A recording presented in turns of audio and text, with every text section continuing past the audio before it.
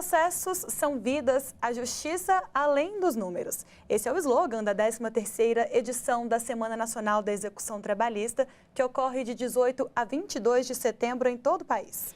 Pois é, e para saber mais sobre essa mobilização que envolve o TST e os 24 tribunais regionais do trabalho, a gente conversa agora com o coordenador nacional da efetividade da execução trabalhista, ministro Cláudio Brandão. Olá, ministro, seja muito bem-vindo ao Revista TST. É um prazer estar aqui com vocês, falar para o nosso público. Estou sempre à disposição. Ministro, e para a gente começar a nossa conversa, o senhor poderia falar um pouco sobre o que é a execução trabalhista, essa fase do processo que garante, de fato, a consumação do direito conquistado na Justiça?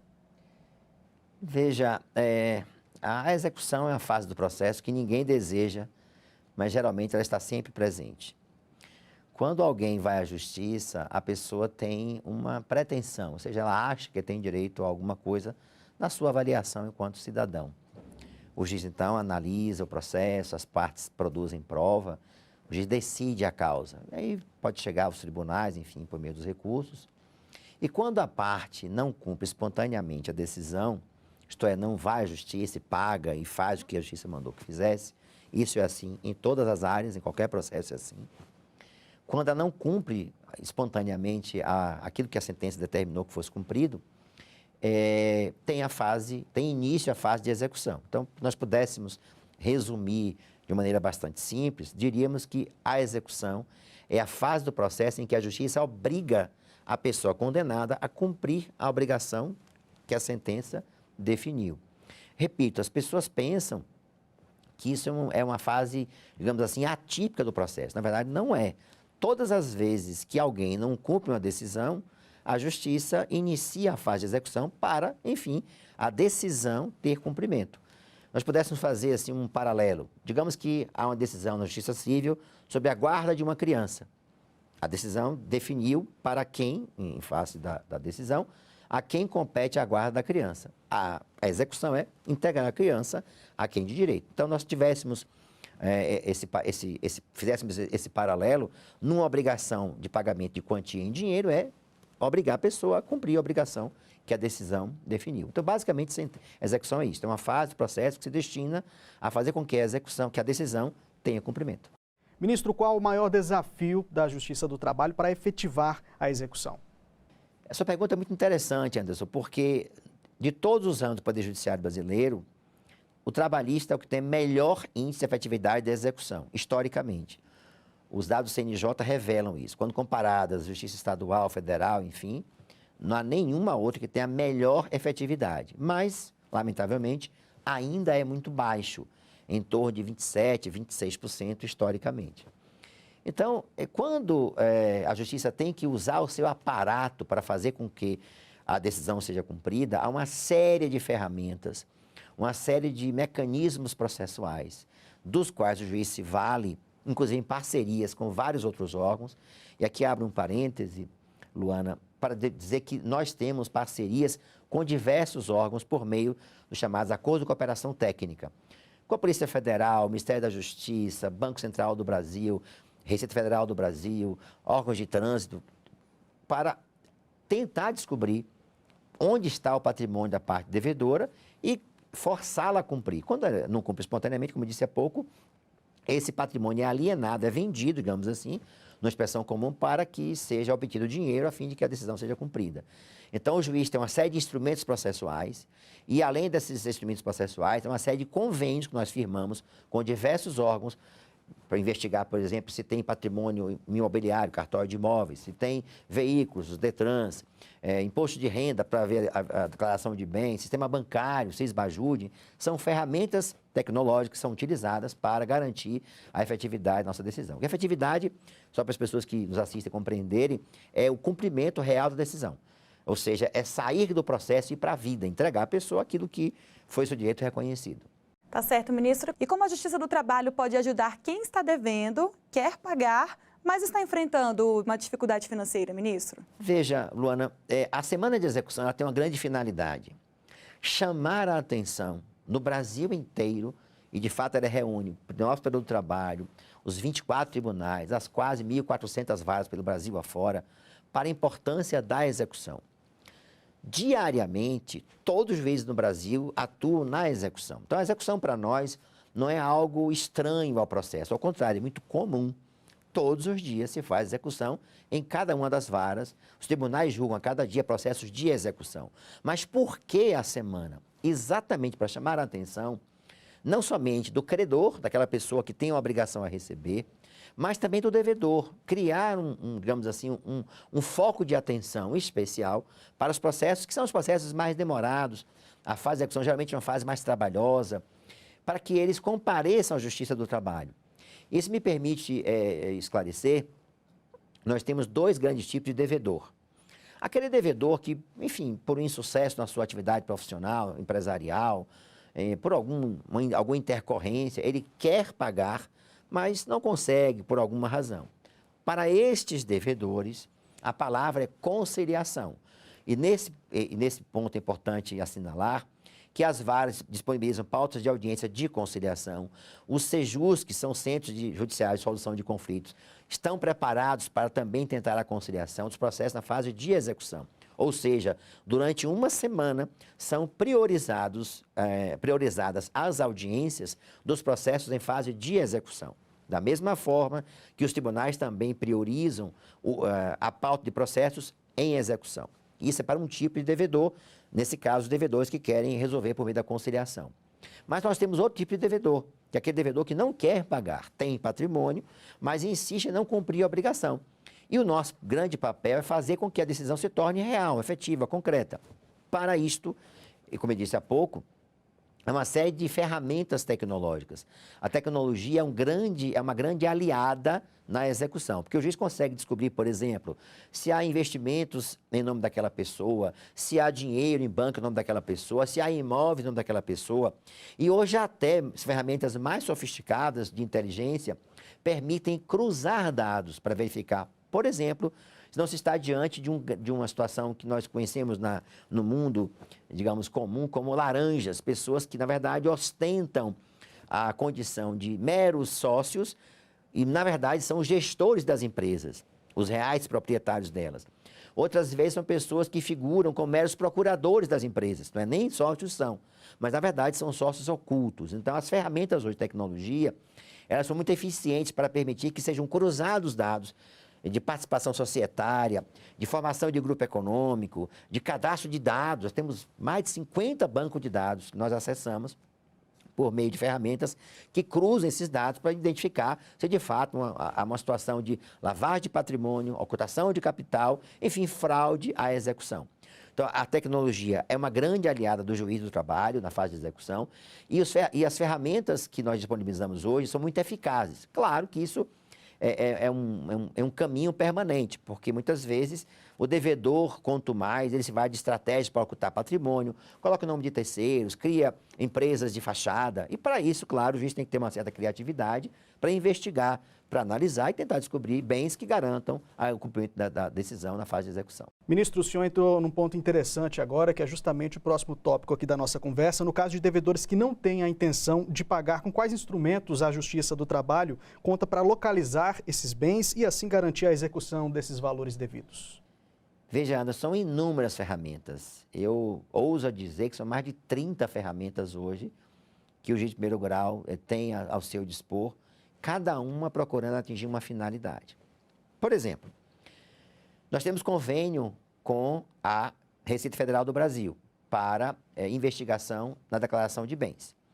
Nós temos convênio com o Banco Central do Brasil, criamos o CIDS-Bajude, que é um sistema que permite identificar, por meio do CPF e o CNPJ, todos os ativos financeiros que a pessoa possui hoje no país. Se estiver no Brasil ou vinculada ao sistema financeiro nacional, nós identificamos por meio do cruzamento de dados relativamente ao CPF e ao CNPJ. Se ela tem imóveis, temos acesso aos cartórios e conseguimos saber se ela tem imóveis em cartórios. Se ela tem movimentação bancária atípica, então, muitas vezes as pessoas movimentam, enfim, valores expressivos que não são compatíveis com a sua renda declarada no imposto de renda. Nós acessamos, por exemplo, dados de fatura de cartão de crédito. Às vezes a pessoa tem um movimento de cartão de crédito incompatível com o que ela tem em nome pessoal, declarado no imposto de renda. Se ela tem automóveis em seu nome, conseguimos identificar por meio de convênios com os Detrans do Brasil inteiro. Essas são apenas algumas ferramentas que nós dispomos, e são várias outras, que permitem dar ao juiz o instrumento necessário para que ele localize esse mal pagador. Eu quero chamar a atenção, Anderson e Luana, para um aspecto que me parece muito importante. Nós temos que compreender que esse tipo de iniciativa, ela só é deflagrada quando o devedor insiste em não pagar. Porque eu quero chamar a atenção para quem nos assiste, porque aquele devedor que quer pagar, que muitas vezes as pessoas se sentem envergonhadas porque estão devendo. E para esses devedores, nós disponibilizamos diversas formas de ele comparecer à Justiça do Trabalho. O próprio devedor pode procurar, não precisa esperar o credor para fazer isso. Ele pode procurar a Justiça do Trabalho, conversar com o servidor da Vale, dizer que tem interesse em conciliar. E muitas vezes é a palavra do juiz intermediando um ponto que é um ponto pequeno naquele litígio, que muitas vezes não é nem a questão do processo, é um dissabor que houve quando trabalhavam, digamos assim, uma animosidade que ainda persiste ao tempo. E às vezes o juiz consegue, com as técnicas que ele tem de mediação e conciliação, solucionar esses problemas e chegar à solução. O que nós queremos é que o processo seja resolvido. E cada vez que uma sentença não é cumprida, é uma promessa que foi feita ao cidadão e não tem tido respectivo cumprimento. Então, para esse devedor que quer conciliar, ele pode procurar a Justiça do Trabalho, a vara da sua localidade, conversar com o juiz, conversar com o servidor estará atento a esse devedor, a semana é só para isso, procurar o Sejus, se tiver advogado, por intermédio do seu advogado, e dizer, olha, eu quero pagar. E o juiz vai ter todo o cuidado de ouvir aquele devedor, compreender a sua real dificuldade, ouvir o advogado, ouvir a parte contrária, ver de que maneira pode haver esse pequeno ajuste, que muitas vezes é um pequeno ponto que dificulta a interlocução direta entre os advogados na solução da conciliação. Então, esse devedor, nós temos assim, digamos, um acolhimento chamado proativo. Ele tem alguém que vai fazer a chamada escuta ativa, vai ouvi-lo e vai tentar interceder para solucionar aquele tipo de pendência. O outro devedor, que é o que a sua pergunta se refere, aquele devedor que insiste em não cumprir, que tem patrimônio, mas que quer ocultar o patrimônio, que quer colocar terceiros à frente do seu negócio, formalmente, mas na verdade o real proprietário é ele, participa de grupos econômicos, mas por intermédio de empresas de fachada. Então, para isso, nós temos avançado nos últimos anos cada vez mais para a construção de todo um campo de tecnologia que se destina a identificar, por intermédio desse devedor, o patrimônio que ele possui, e esse patrimônio é que irá solucionar os processos. Então, não se pode pensar que nós não temos, digamos, compreensão com o devedor que eventualmente teve um insucesso no seu negócio, uma crise econômica no seu setor e quer resolver. Agora, para o devedor que insiste em não cumprir, nós temos várias ferramentas, inclusive temos uma delas, que é a ferramenta Garimpo, que é também uma inovação dos últimos anos. Essa ferramenta é muito interessante, porque ela procura encontrar o titular do dinheiro. Veja, aqui é o inverso da execução, mas também se faz uso dele na execução. Muitas vezes, nós temos pessoas que não sabem que tem dinheiro em processos, saldos residuais, que permaneceram ao longo de anos. Pra você ter ideia, nós estamos falando de milhões de reais pelo Brasil inteiro. Então, nós fazemos o caminho inverso. Nós temos o dinheiro e procuramos quem seja o seu titular. E, muitas vezes, esse titular é um devedor em outro processo. Então, imagine, A tem um dinheiro guardado que ele não sabia, mas deve no processo de B. Então, pegamos o dinheiro que está em nome de A, que também é devedor no processo de B, e colocamos à disposição desse juiz para que ele possa, então, construir essa nova modalidade de garantia. Nós estamos avançando e o CNJ é parceiro nosso em fazer ferramentas, construir ferramentas que sejam cada vez mais voltadas à efetividade. Nosso próximo passo é o Banco Nacional de Penhoras, que é um projeto bem interessante, que vai fazer com que o juiz possa ter a informação do Brasil inteiro onde tem um bem penhorado daquele devedor. Mas isso vai ficar para o ano que vem, porque ainda está em fase de desenvolvimento pelo CNJ em parceria com o CSJT. Ministro, e como a gente disse no início da entrevista, o slogan desse ano é Processos são vidas, a justiça além dos números. Qual o tamanho da missão proposta por esse slogan? E como fazer a magistratura enxergar cada processo como uma vida que está em jogo? Veja, Luana, esse slogan não fui eu que criei, eu quero até dizer isso, mas foi a equipe de comunicação do Conselho, junto com a equipe da Comissão de Execução. Mas ele me é muito caro, porque foi a primeira lição que eu aprendi no ano de 1982. Lá se vão alguns anos, enquanto ainda servidor. Quando eu cheguei na terceira junta de Salvador, vindo do interior da Bahia, conheci uma diretora de secretaria, dona Zezita, minha querida chefa, já falecida, que me disse uma vez, quando eu estava colocando o processo de alguém no chão, para poder arrumar a minha mesa, os autos do processo no chão, ela me chamou e disse carinhosamente que lá não se colocava processo no chão, porque, me disse ela, há 40 anos atrás, 41 anos atrás, que processos não são papéis, processos são pessoas. Então, vindo hoje esse slogan da comissão, me remete a esse passado, um passado que me leva com um carinho muito forte, mas ele tem aquilo que é mais importante, que é a humanidade do processo.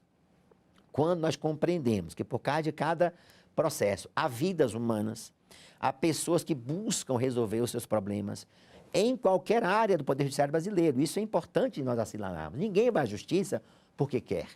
Só se vai à justiça porque precisa estar na justiça. Ninguém entra com o processo judicial por mero capricho. As pessoas vão à justiça porque não conseguiram resolver pelo consenso, pelo diálogo, aquilo que a vida nos propõe de conflitos. Então, quando nós chamamos o slogan desse ano para essa ideia de que processos não são números, são pessoas, transmite o que há de mais fundamental, a compreensão da humanidade do processo. Ou seja, que por trás de autos hoje digitais, antes autos físicos, há vidas humanas. E como o juiz compreender isto? É o juiz se introjetar no seu papel humano. Ou seja, o juiz, enquanto ser humano, deve compreender que a forma como ele atua no processo nada mais é do que a expressão de um poder do Estado para solucionar um conflito que a vida criou, isso é natural, e que as pessoas, os envolvidos, não conseguiram voluntariamente, espontaneamente, consensualmente resolver. Então, quando o juiz compreende a humanidade do processo, ele tem a seu dispor toda uma forma de ver o processo de maneira diferente. Então, eu diria que o slogan tem essa ideia de resgatar a humanidade do processo, que o processo não é apenas um dado no computador, um número que figura como identificação, mas, sobretudo, vidas humanas. E aí ele dá um empenho maior em dar a esse processo uma atenção maior, uma dedicação maior, porque quanto mais rápido dura o processo, melhor para o cidadão e para a justiça como um todo. Portanto, é um slogan que tem esse objetivo, resgatar o lado humano que existe em cada processo. Ministro, eu tenho um dado interessante aqui agora. No ano passado, a Semana Nacional da Execução Trabalhista movimentou 2,8 bilhões de reais, uma quantia recorde. Quais ações o TST e os tribunais regionais promovem este ano para garantir mais uma vez aí o sucesso da mobilização? O ano passado nós alcançamos acumuladamente quase 15 bilhões de reais nas 12 realizações da semana, só nas semanas.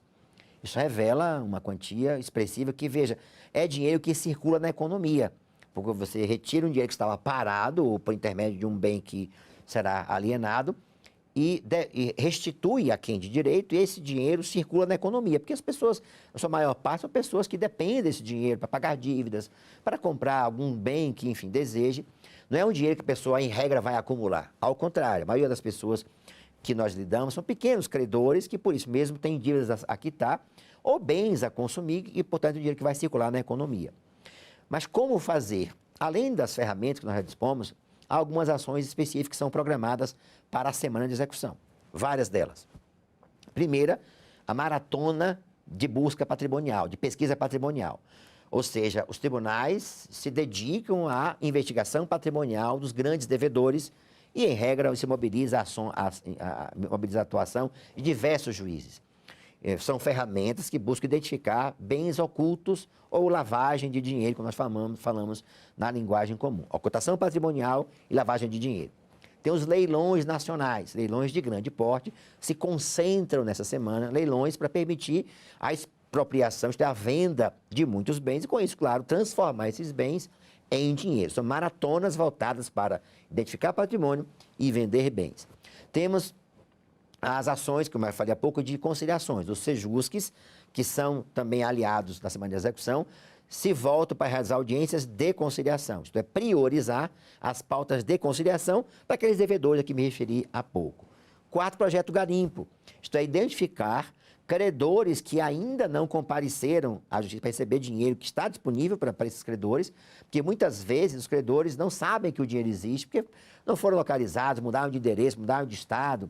O trabalhador muitas vezes é nômade, trabalha em um determinado lugar, termina a sua atividade, volta para o seu lugar de origem e às vezes perde contato com o advogado que mudou o telefone, mudou o endereço, ele próprio mudou de telefone, não avisa o seu advogado, porque na luta do cotidiano muitas vezes até esquece de fazer isso.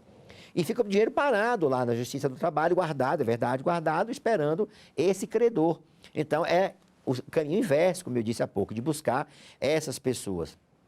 Uma outra forma também de atuação nesse sentido, nessa semana, ou seja, em que se priorizam estas ações, é a movimentação de processos. Muitas vezes os processos estavam parados, esperando alguma iniciativa, o juiz, então, dá andamento a esses processos para, enfim, fazer com que eles cheguem na fase final. Como podem ver, são várias iniciativas nas quais, ou em relação às quais, a semana procura priorizar. Então, é chamar a atenção de servidores, de advogados, de partes, de juízes, para priorizarem naquela semana, em uma semana no ano, os processos de execução.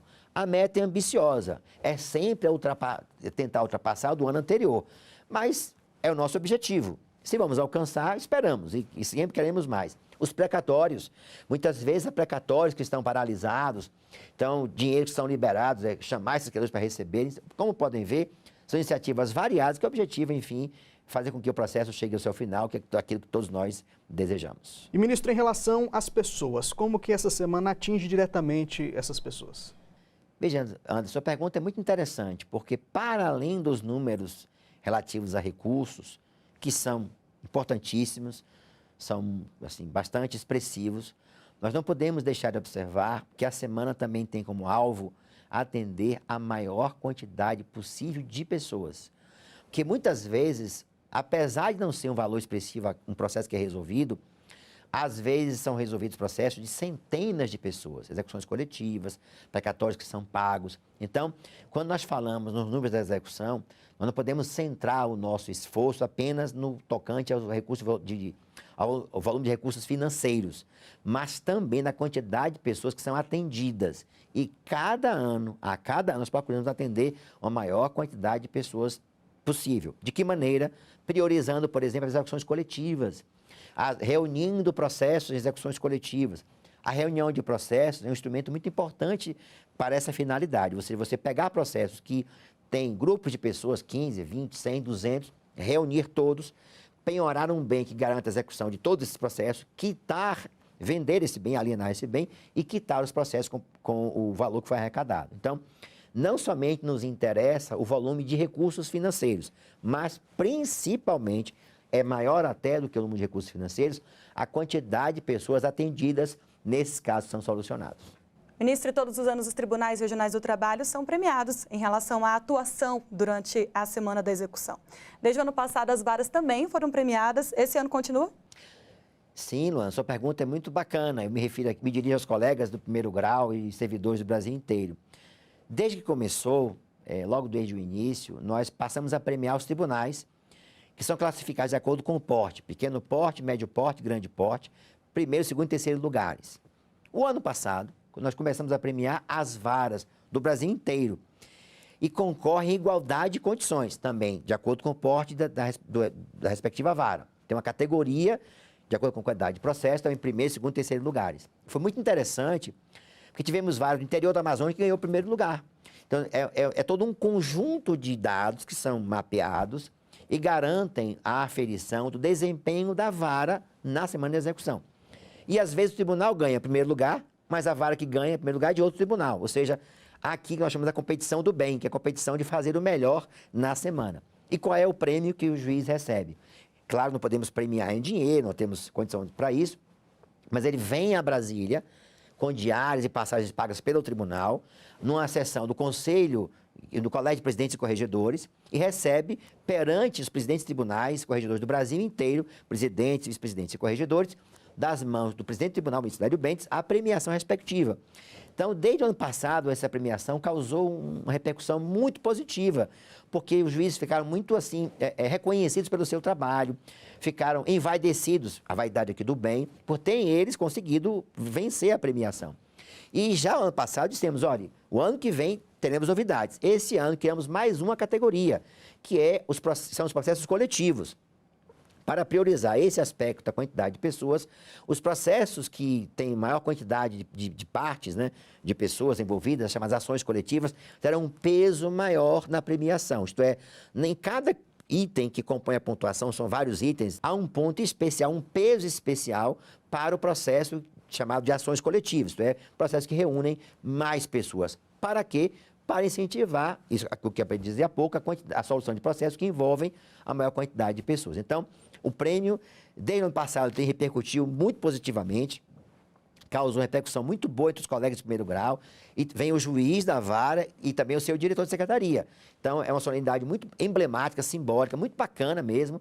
Eles ficam, assim, envaidecidos por terem conquistado um prêmio que é disputado democraticamente pelo Brasil inteiro. Então, como há categorias específicas com quantidade de processos, a competição é bem democrática, bem igualitária. Então, este ano, portanto, participem, colegas juízes e diretores, para ganharem, enfim, esperamos encontrá-los aqui o ano que vem para receber a premiação, que é sempre no início do ano subsequente. Tá certo, ministro. Mais uma vez, muito obrigada pelos esclarecimentos e pela sua participação aqui no Revista TST.